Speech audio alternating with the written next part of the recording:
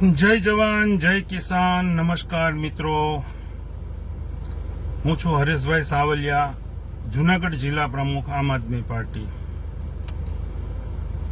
મિત્રો, વિસાવદર વિધાનસભાની પેટા ચૂંટણી અને આ પેટા ચૂંટણીમાં એટલો બધો રંગ જામ્યો છે કે જિંદગીમાં ક્યારેય ન જોઈ હોય એવી આ ચૂંટણી જામી છે। વિસાવદર તાલુકો, ભેસાણ તાલુકો અને જુનાગઢ ગ્રામ્ય ત્રણ તાલુકા મળી અને આ વિસાવદર વિધાનસભા બની છે। એમાં ગામે ગામમાં ભાજપના નેતાઓ, ભાજપના ધારાસભ્યો, ભાજપના મંત્રીઓ આટા મારી રહ્યા છે। નવાઈની વાત તો એ છે કે બે નેતાઓ બાકી હતા, એક CR પાટીલ અને બીજા આપણા ગૃહમંત્રી। તો CR પાટીલ પણ પધારી રહ્યા છે, હવે એક ગૃહમંત્રી વધ્યા છે। એટલે ભાજપના ઉમેદવારને, ભાજપના માણસોને એક વિનંતી કરું છું કે આના પછી કોઈ બાકી રહેતા હોય તો બોલાવી લેજો, પછી તમને એમ ન થાય કે મોદી સાહેબ ન આવ્યા એટલે આ ચૂંટણી હારી ગયા, અમિત શાહ ન આવ્યા એટલે આ ચૂંટણી હારી ગયા।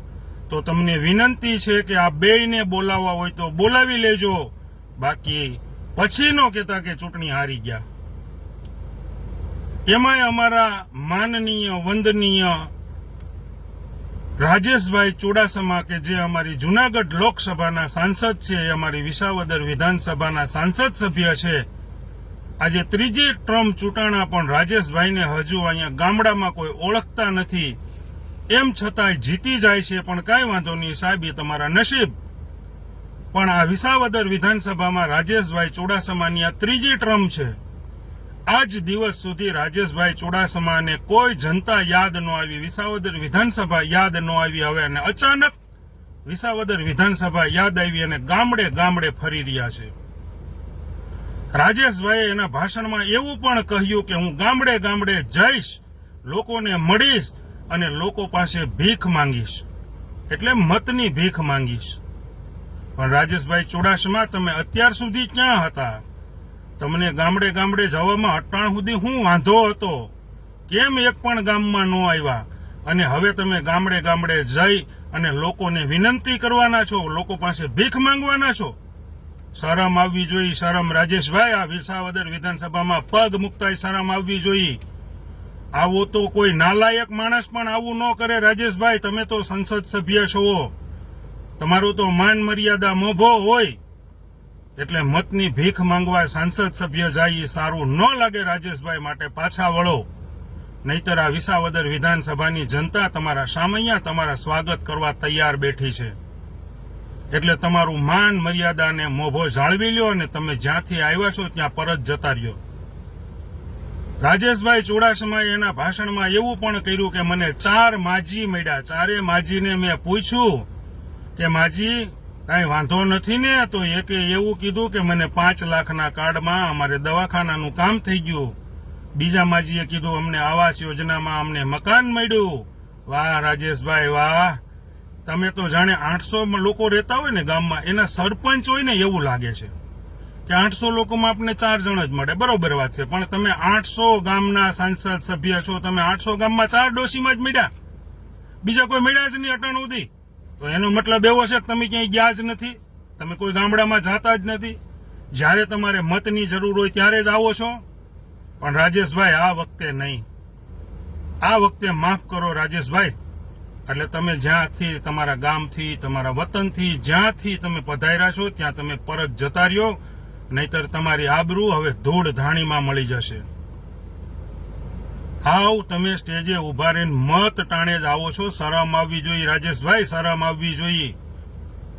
અને એ પણ કેવા વ્યક્તિને તમે લઈને વિસાવદર વિધાનસભામાં આવ્યા એ તો જોવો। વિસાવદર વિધાનસભામાં સારા માણસો હતા, અમે જેને સલામ કરીએ છીએ, અમે જેની વાત માનીએ છીએ, આવી પણ તમારી ભાજપ પાર્ટીમાં આવા માણસો છે।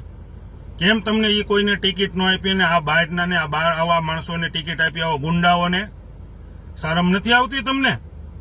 તમે રાજકારણ કરવા નીકળ્યા છો, લોકોનું ભલું કરવા નીકળ્યા છો કે આ ગુંડા મોટા કરવા નીકળ્યા છો? એટલે રાજેશભાઈ માપમાં રહ્યો, મજા આવશે, બાકી બધું બધાને આવડે છે ને। આ તો વિસાવદર ભેસાણની જનતા છે રાજુભાઈ, આ ખૂબ શાણી જનતા છે।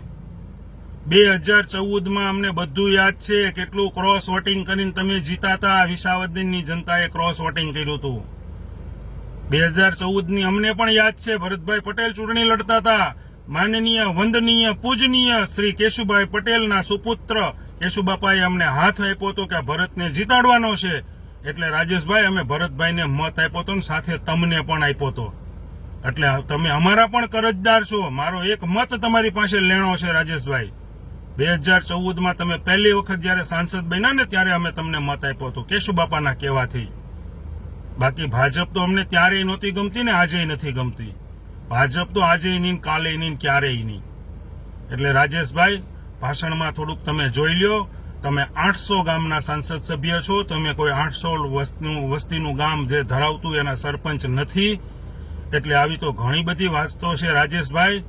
અને બીજું તમે એમ કહો છો કે વિકાસ કર્યો છે, મોદી સાહેબે વિકાસ કર્યો છે, આ કર્યું છે, તે કર્યું છે. રાજેશભાઈ, એ જરૂર નથી. જુનાગઢ જિલ્લામાં અને વિસાવદર તાલુકામાં શું વિકાસ થયો એની વાતો કરો. નહીતર આવી જાઓ ગમે ત્યાં મેદાનમાં, આવી જાઓ, આપણે ડિબેટ કરીએ. વિસાવદરના કનૈયા ચોકમાં આવો, વિસાવદરના સરદાર ચોકમાં આવો, ભેસાણના ગાંધી ચોકમાં આવો, બિલખાના સાડ ચોકમાં આવો. જગ્યા તમારી, સમય તમારો રાજેશભાઈ. અમે ડિબેટ કરવા માટે તૈયાર છીએ. આવો તમે. તમારા જે 40 ને માથે 42 લટકાના તમે બધા ભેગા કર્યા છે ને ધારાસભ્યો, આગેવાનો, તમે 42 ને અમે 2. આવી જાઓ, ડિબેટ કરીએ. તો મને ખબર પડે કેટલો વિકાસ થયો છે. બાકી મોદી સાહેબે શું કર્યું ને અમિત શાહે શું કર્યું એનાથી વિસાવદર વિધાનસભાનું ભલું ન થાય. વિસાવદર વિધાનસભામાં તમે શું કર્યું, મુદ્દો એ વાતનો છે. તમે વાત વિસાવદર વિધાનસભાની કરો. એક પણ વાત આજ દિવસ સુધી તમે વિસાવદર વિધાનસભાની વાત નથી કરી.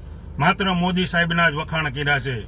મોદી સાહેબે તો મોટી મોટી ફાકા ફોજદારીઓ સિવાય કાંઈ કર્યું નથી. રાજેશભાઈ, તમે જાણો છો ને કે જનતા જાણે છે. અને તમે જે ઉમેદવાર લઈ આવ્યો તો એને ટપી ગયા. મોદી સાહેબ તો ખાલી ભારતની વાત કરતા, 1800 કરોડ, 2000 કરોડ આવી જ વાતો કરતા. પણ તમારો ઉમેદવાર તો પેરિસ બનાવવા નીકળ્યા છે વિસાવદરને. તો હું તમને ચેલેન્જ ફેંકું છું રાજેશભાઈ કે આખા ગુજરાતમાં તમારી ભાજપની સરકાર છે, 160 ધારાસભ્યો છે. એક પણ ધારાસભ્યના વિસ્તારમાં પેરિસ જેવો રોડ હોય તો વિડીયો સાથે તમે જનતાને જણાવો. અમે જોઈ લેશું અને અમે તમને ક્યારેય નહીં કહીએ કે આ તમારો ઉમેદવાર ખોટું બોલે છે. એટલે આખી ગુજરાતમાં ક્યાંય પણ પેરિસ જેવો રોડ હોય તો એક વિડીયો રાજેશભાઈ બતાવો. નહીતર તમે તમારા ઘરે પરત જતા રહ્યો. ખોટી તમારી આબરૂ જાય છે. પછી આ જનતા તમને કાંઈ પણ કહેશે તો એના જવાબદાર તમે રહેશો રાજેશભાઈ. માટે હું તમને કહું છું કે રાજેશભાઈ, માત્ર 3 દિવસમાં તમે તમારા વતન પરત જતા રહ્યો. નહીં તો ચોથે દિવસે હું પણ તમને ગમે અહીંયા સામો મળીશ અને રાજેશભાઈ તમામ પ્રકારના સવાલો કરીશ. તમારી પાસે જવાબ નહીં હોય. માટે તમે સંસદ સભ્ય છો, તમારી ઇજ્જત આબરૂ સાચવવી અમારી ધર્મ છે, ફરજ છે. માટે તમે પરત જતા રહ્યો જ્યાં આવ્યા છો ત્યાંથી. બાકી આ વિસાવદર વિધાનસભાને બાનમાં લેવાનું છોડી દો. અહીંની જનતાનો મિજાજ કંઈક જુદો છે. આ જનતા પૈસા, ગાંઠિયા, ભજીયા કે દારૂમાં વેચાઈ જવા વાળી જનતા નથી. આ તો સ્વાભિમાની જનતા છે, ખેડૂતો છે. ખરપીઓ લઈને જો બહાર નીકળે ને રાજેશભાઈ તો ક્યાં જવું ખબર નહીં પડે. માટે પ્લીઝ મહેરબાની કરો અને વિસાવદર વિધાનસભાને છોડી અને તમે તમારા વતન જતા રહ્યો. જેમ ઓલું રામા મંડળમાં આવે છે ને કે ભાઈ ઇન્દ્રદેવ તમે ઇન્દ્રપુરીમાં જાઓ, એમ હું તમને કહું છું રાજેશભાઈ, તમે તમારા વતનમાં જાઓ, ચોરવાડમાં જાઓ. જયેશભાઈ રાદડિયા, તમે તમારા વતન જેતપુર જામકંડોળામાં જાઓ. એમાં માન મર્યાદાને મોભો રહી જશે. જય હિન્દ, જય ગુજરાત, જય જય ગરવી ગુજરાત.